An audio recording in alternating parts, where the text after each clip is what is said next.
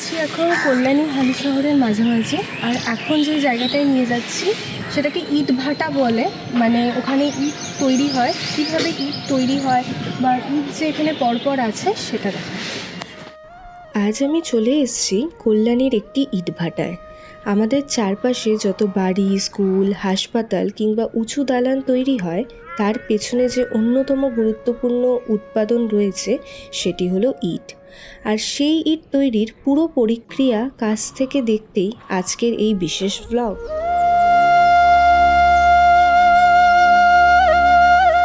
প্রথমেই দেখা যাচ্ছে বিশাল মাঠ জুড়ে স্তূপ করে রাখা আছে মাটি। ইট তৈরির জন্য বিশেষ ধরনের মাটি সংগ্রহ করা হয়। এরপর সেই মাটির সঙ্গে প্রয়োজন অনুযায়ী জল মিশিয়ে ভালোভাবে প্রস্তুত করা হয়। শ্রমিকরা দিনের পর দিন কঠোর পরিশ্রম করে এই কাজ সম্পন্ন করেন। এখানে ইট তৈরি করার যে মাটিগুলো, এখানে মাটিগুলো রাখা আছে, সেগুলোকে এখান থেকে কাটা হয়, কেটে এই মেশিনের মাধ্যমে মাখা হয়, মেখে ওরা ডাইসে শেপ করে এইভাবে সাজিয়ে রাখে। এখন দেখতে পাচ্ছি কাঠের বা ধাতব ছাঁচের সাহায্যে কাঁচা ইট তৈরি করা হচ্ছে। দক্ষ হাতে একের পর এক একই মাপের ইট বানিয়ে চলছেন শ্রমিকরা। এই কাজ দেখতে যতটা সহজ মনে হয়, বাস্তবে ততটাই দক্ষতা ও অভিজ্ঞতার প্রয়োজন হয়। ছাঁচ থেকে বের করার পর কাঁচা ইটগুলো সারিবদ্ধভাবে রোদে শুকাতে দেওয়া হয়। কয়েকদিন ধরে সূর্যের তাপে শুকানোর পর এগুলো পোড়ানোর জন্য প্রস্তুত হয়। আবহাওয়া ভালো থাকলে এই প্রক্রিয়া দ্রুত সম্পন্ন হয়, তবে বৃষ্টি হলে অনেক সময় কাজ ব্যাহত হয়।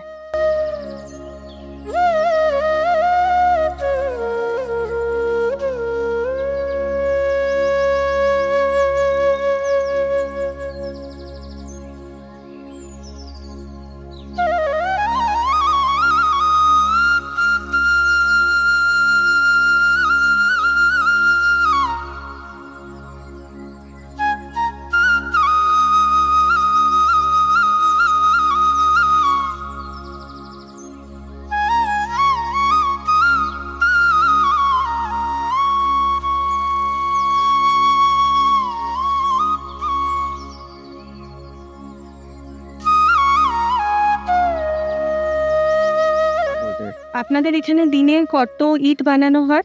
দিনে ধরো এখন তো গরমকাল, একদিনে তো পাতে হবে কমসে কম ধরো 1200 1200 কত হয়? 2000। শীতকালে 2000 বেশি হয়। হ্যাঁ বেশি হয়, কত? ঠান্ডাকাল তো। হ্যাঁ। আর হচ্ছে কি কি প্রথমে মাটি কাটা হয়, তারপরে কি? কতবার হচ্ছে ওই যে ডোজারটা আছে না, ওর মধ্যে পঙ্কেলে মাটি দেবে, বুঝতে পারছেন? ওইটা মাটিটা ইয়ে হবে, বেরোবে, ওই মাটি তুলে আমরা আনবো, উনে পাথায় করবো।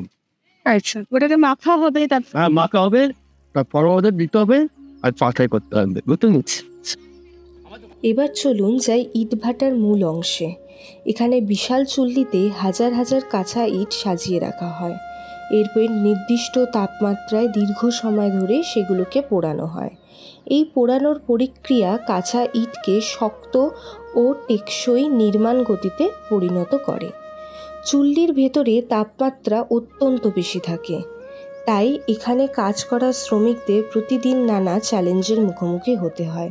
প্রচণ্ড গরম, ধুলোবালি ও কঠিন পরিবেশের মধ্যেও তারা নিরল স্বভাবে কাজ করে চলে।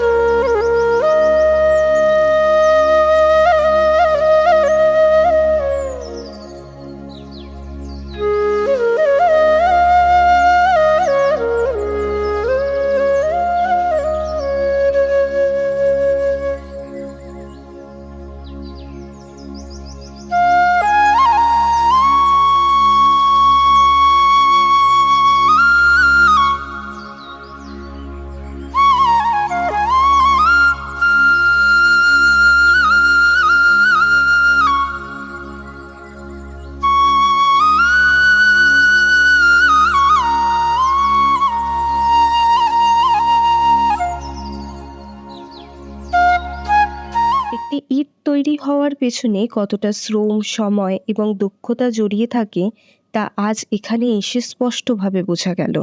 আমরা প্রতিদিন যে বাড়ি বা ভবনে থাকি তার ভিত্তি গড়ে ওঠে এই শ্রমিকদের কঠোর পরিশ্রমের ওপর।